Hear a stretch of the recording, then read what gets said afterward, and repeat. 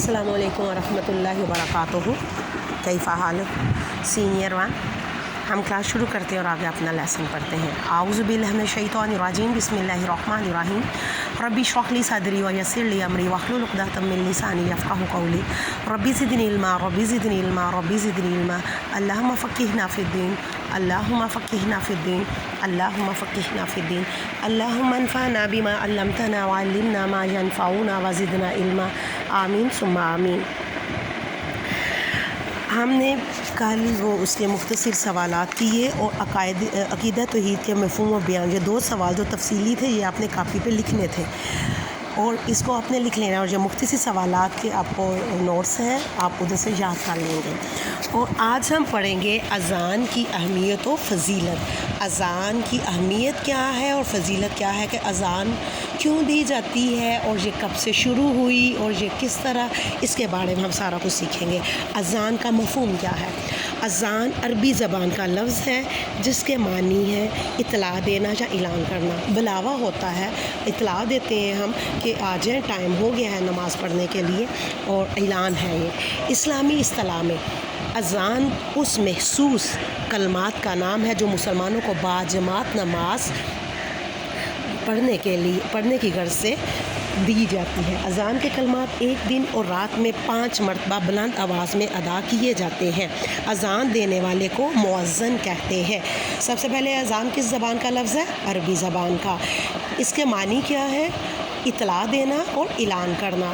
اور اسلامی اصطلاح میں کیا ہے کہ جو محسوس کلمات ہوتے ہیں, کچھ الفاظ ہوتے ہیں, کچھ کلمات ہوتے ہیں جن کو مسلمان کو باجماعت فرض نماز پڑھنے کے لیے دی جاتی ہے. یہ اذان کے کلمات جو ہیں ایک دن میں کتنی دفعہ دیے جاتے ہیں؟ 5 وقت جو ہے نا بلند آواز میں دیے جاتے ہیں. اذان جو دینے والا ہے اسے مؤذن کہتے ہیں. اور آپ کو پتہ ہے مؤذن کے لیے کیا بشارت ہے کہ کل قیامت والے دن سب سے زیادہ لمبی گردنوں والے, اس سے کیا ہے کہ بڑی عزت دی جائے گی اسے اور سب سے نمایاں اور نظر آئیں گے. اذان کی ابتدا کب ہوئی؟ معراج کے موقع پر اللہ تعالیٰ نے نبی کریم صلی اللہ علیہ وسلم کو 5 نمازوں کا تحفہ عطا فرمایا. گویا نماز مسلمانوں پر فرض کر دی گئی. مکہ مکرمہ میں باجماعت نماز کی ادائیگی کفار مکہ کے شر و فساد کے باعث ممکن نہ تھی.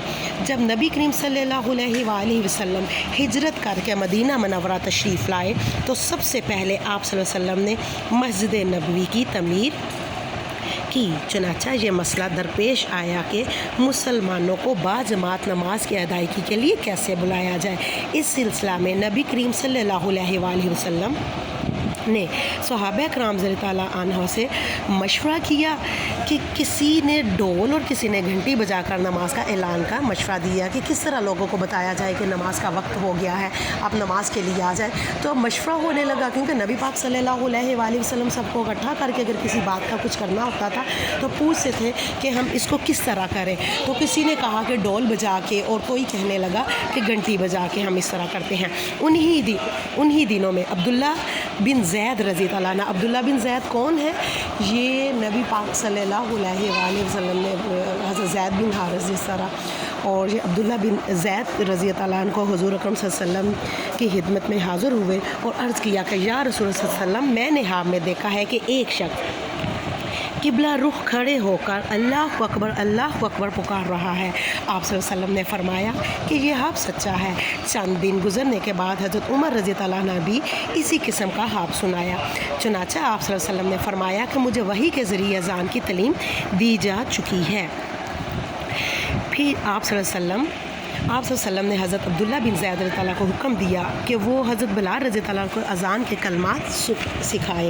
آپ صلی اللہ علیہ وسلم نے حضرت بلال رضی اللہ کو ہر فرض نماز سے پہلے اذان دینے کی ذمہ داری سونپ دی. کس کو اذان دینے کی ذمہ داری سونپی تھی؟ سب سے پہلے حضرت عثمان غنی رضی اللہ عنہ کو, حضرت بلال رضی اللہ عنہ کو دی تھی اس چیز کی ذمہ داری. اسی طرح حضرت بلال رضی اللہ اسلام کے پہلے مؤذن کہلائے. سب سے پہلے جو اسلام کے مؤذن ہیں وہ کون ہے؟ حضرت بلال رضی اللہ عنہ. اذان کے الفاظ میں اللہ تعالیٰ کی بزرگی اور وحدانیت بیان کی جاتی ہے اور حضور صلی اللہ علیہ وسلم کی شہادت, نماز کی دعوت اور کامرانی کا پیغام دیا جاتا ہے. اب اذان کی ابتدا کا پتہ چل گیا کہ اذان کیا ہے کہ معراج کے موقع پر جب نبی پاک صلی اللہ علیہ وسلم پر اللہ تعالیٰ نے 5 نمازیں فرض کر دی تو मक्का मुकरमा में तो बाजमात नमाज़ पढ़ना नामुमकिन था। रीज़न क्या थी कि वहाँ के लोग जो है आप सल्लम को बहुत तंग करते थे और बहुत शर व फसाद फैलाते थे। जब नबी पाक सल्लम हिजरत करके मदीना मनव्वरा तशरीफ़ लाए तो आपने सबसे पहले मस्जिद नबवी की तमीर की और ये मसला पेश आया कि अब लोगों को जमात के लिए कैसे बुलाया जाए। जब इस चीज़ के लिए उन्होंने आप सल्लम जो सहाबा से मशवरा किया कि किस तरह बुलाया जाए, कुछ ने कहा कि ढोल बजाकर और कुछ कहने लगे घंटी बजाकर। उन्हीं दिनों में हज़रत अब्दुल्ला बिन ज़ैद ने ख्वाब में देखा कि एक शख्स बुलंद आवाज़ में अल्लाहु अकबर कह रहा है। उन्होंने आके अपना ख्वाब आप सल्लल्लाहु अलैहि वसल्लम की खिदमत में पेश किया और कहा कि मैंने एक शख्स को देखा है कि वो अल्लाहु अकबर पुकार रहा है। या रसूल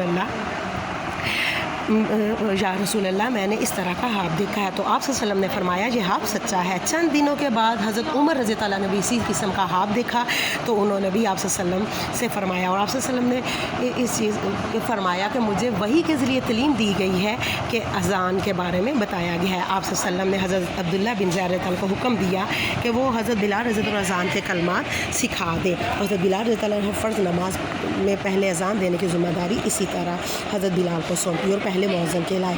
और इसमें क्या होता है, वहदानियत का, अल्लाह ताला बुज़ुर्गों वहदानियत का किया जाता है और नबी पाक सल्लल्लाहु अलैहि वसल्लम के बारे में गवाही दी जाती है और नमाज की दावत और कामयाबी कामयाबी का पैगाम दिया जाता है।